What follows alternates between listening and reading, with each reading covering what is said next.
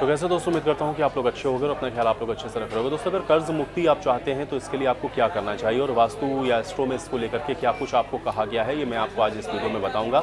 ये एक बहुत बड़ी आप देख रहे हैं कि एक समस्या रहती है। हालांकि वैसे भी आप कोशिश ये करें कि आपकी जितनी आमदनी है आप उस हिसाब से ही जो कर्ज है वो लें। बहुत ज़्यादा अननेसेसरी आपको इस तरीके से जो कर्ज है वो नहीं लेना चाहिए, क्योंकि फिर उसके बाद आपको दिक्कतें होती हैं। लेकिन उसके अलावा भी अगर आपने बहुत लिमिटेड वे में भी लिया हुआ है कर्ज और उसके बावजूद आपको ये समस्याएं या परेशानी हो रही हैं, तो उसको कैसे दूर आप कर सकते हैं और उसके जो वास्तु के या जो ज्योतिष के उपाय हैं वो क्या कहते हैं, तो आज मैं आपको यही बात इस वीडियो में बताऊंगा।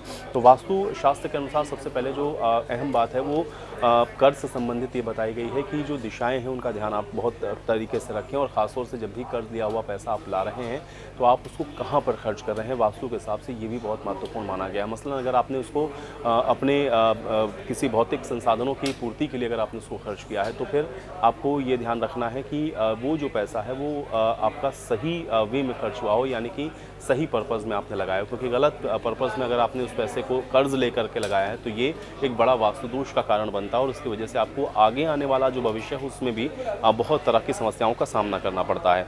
अब इसमें क्या कहते हैं, जैसे कांच को वास्तुशास्त्र के हिसाब से बहुत शुभ माना गया, और अगर बढ़ते हुए कर्ज से आप परेशान हो रहे हैं तो क्रिस्टल पिरामिड को आप अपने घर में ला करके रख सकते हैं। और ये माना जाता है कि ये जो क्रिस्टल पिरामिड है आपके ऊपर अगर बहुत ज़्यादा कर्ज बढ़ा हुआ है तो ये उसको कम करने का काम करता है, या फिर इस तरीके का एक आप ये कह सकते हैं कि जो सकारात्मक माहौल है वो आपके घर में बनता है, जिसकी वजह से आप इसको रीपे कर पाते हैं, यानी कि आप उसको चुकाने की क्षमता में आ जाते हैं। ये इसके पीछे का एक बहुत बड़ा कारण माना गया है। तो कांच का आप क्रिस्टल पिरामिड आप ला करके अपने घर के अंदर रख सकते हैं।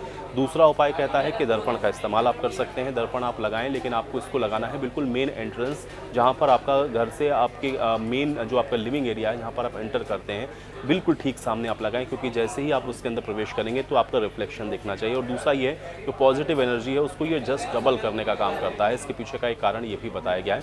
तो मिरर का भी इस्तेमाल आप कर सकते हैं। उम्मीद करता हूँ कि जानकारी आपको अच्छी लगी होगी। मिलते हैं अगले वीडियो में।